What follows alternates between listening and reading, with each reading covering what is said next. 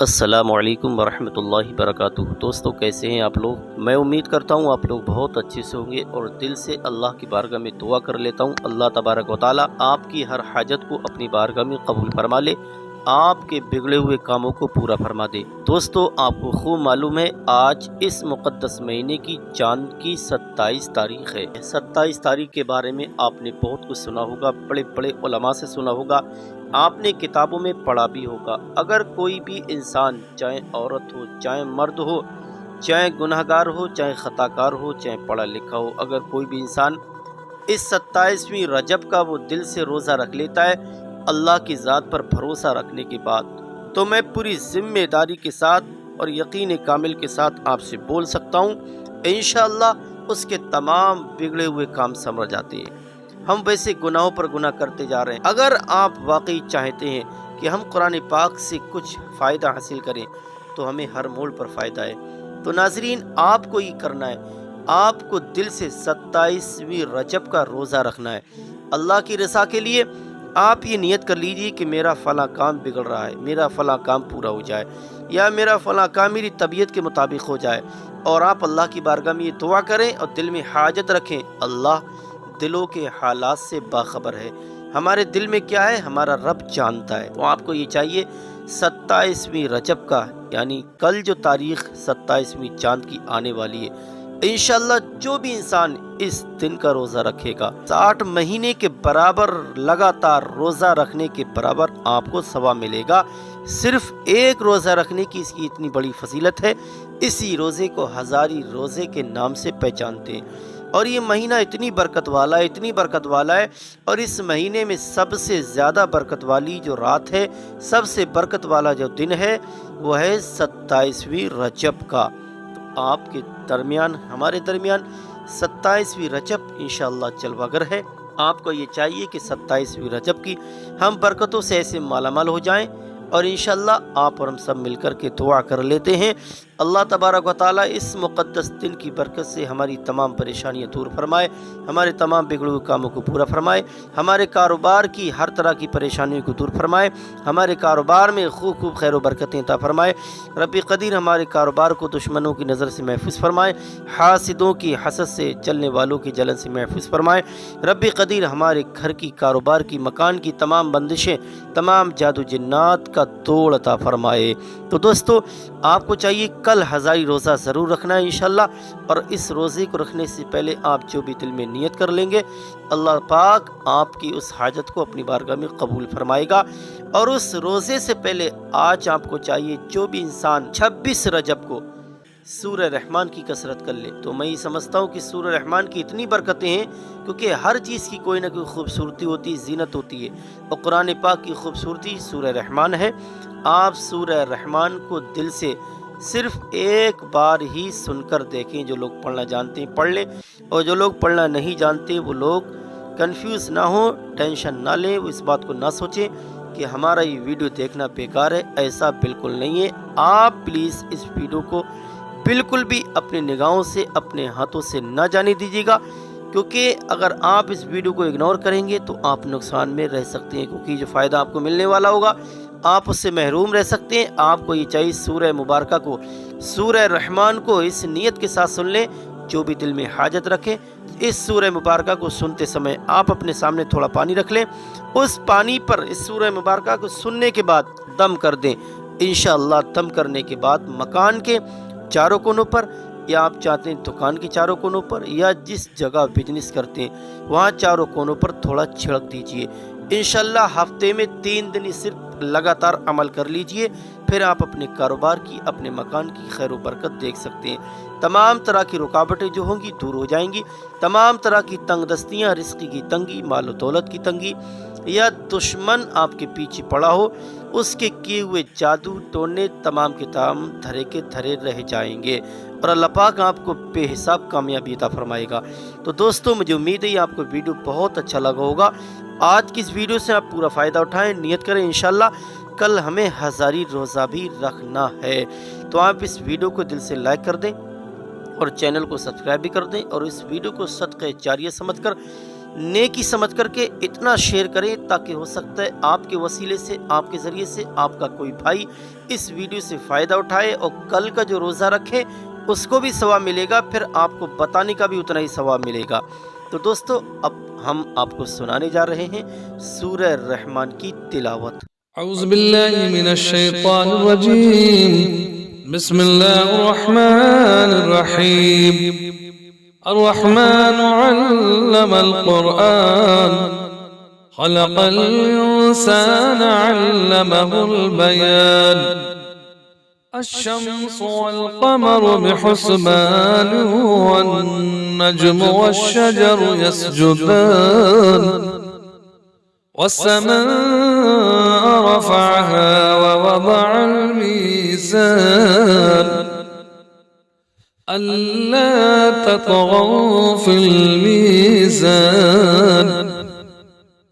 वअक़ीमुल वज़न बिल-क़िस्ṭ वला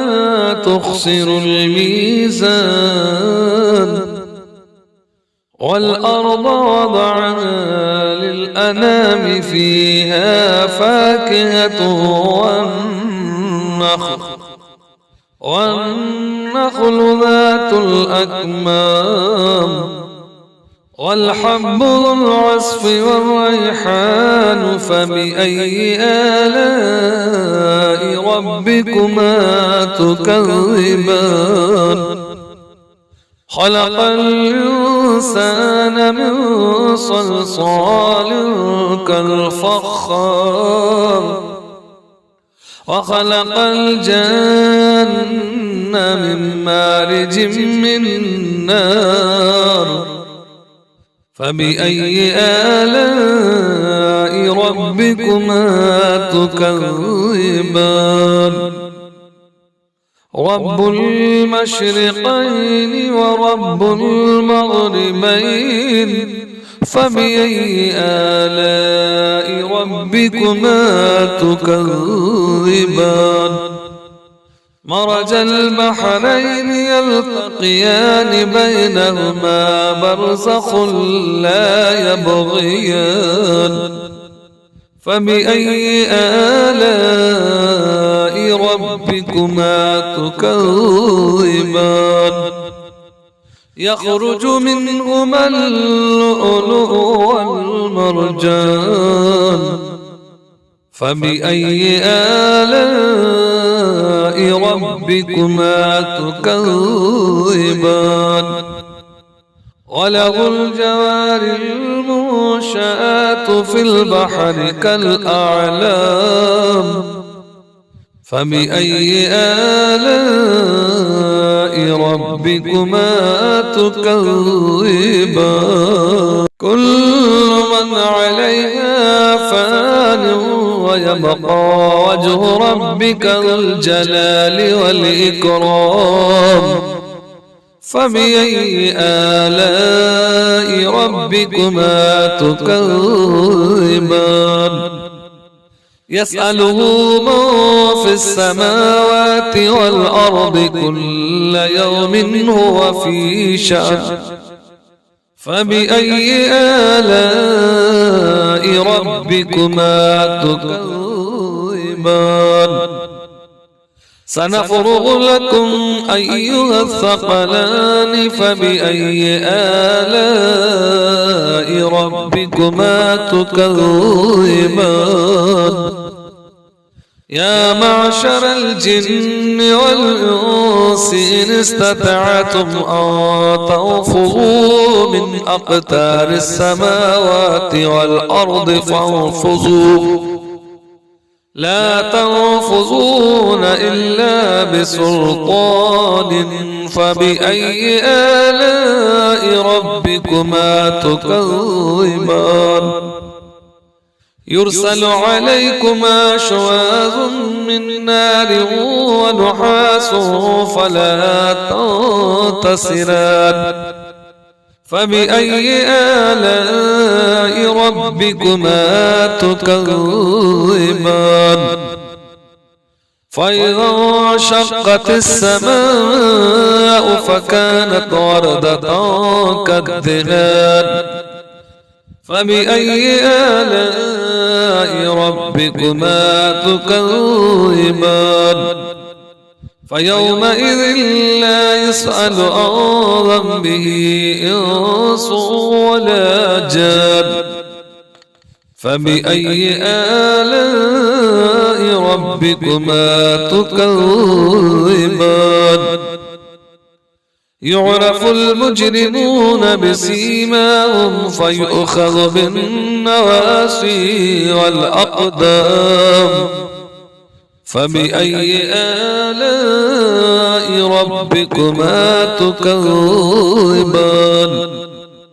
هذه جهنم التي يكذب بها المجرمون يطوفون بينها وبين حميم آن فبأي آلاء ربكما تكذبان ولمن خاف مقام ربه جنتان فبأي آلاء ربكما تكذبان ذواتا أفنان فبأي آلاء ربكما تكذبان فيهما عينان تجريان فبأي آلاء ربكما تكذبان فيهما من كل فاكهة زوجان فبأي آلاء ربكما تكذبان متكئين على فروش مطائنها من استبرق وجنى الجنتين دان فبأي آلاء ربكما تكذبان فيهن قاصرات الطرف لم يطمثهن إنس قبلهم ولا جان فبأي آلاء ربكما تكذبان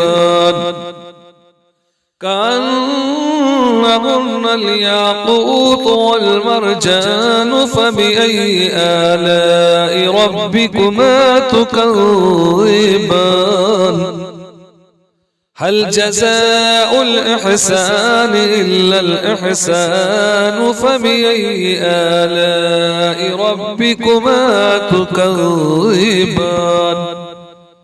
ومن دونهما جنتان فبأي آلاء ربكما تكذبان مدهامتان فبأي آلاء ربكما تكذبان فيهما عينان ندختان فبأي آلاء ربكما تكذبان فيهما فاكهة والنخل والرمان فبأي آلاء ربكما تكذبان فيهن خيرات حسان فبأي آلاء ربكما تكذبان حور مقصورات في الخيام فبأي آلاء ربكما تكذبان لم يطمثهن إنس قبلهم ولا جان فبأي آلاء ربكما تكذبان متكئين على رفرف خضر وعبقري حسان فبأي آلاء ربكما تكذبان تبارك اسم ربك ذي الجلال والإكرام صدق الله العظيم. الرجيم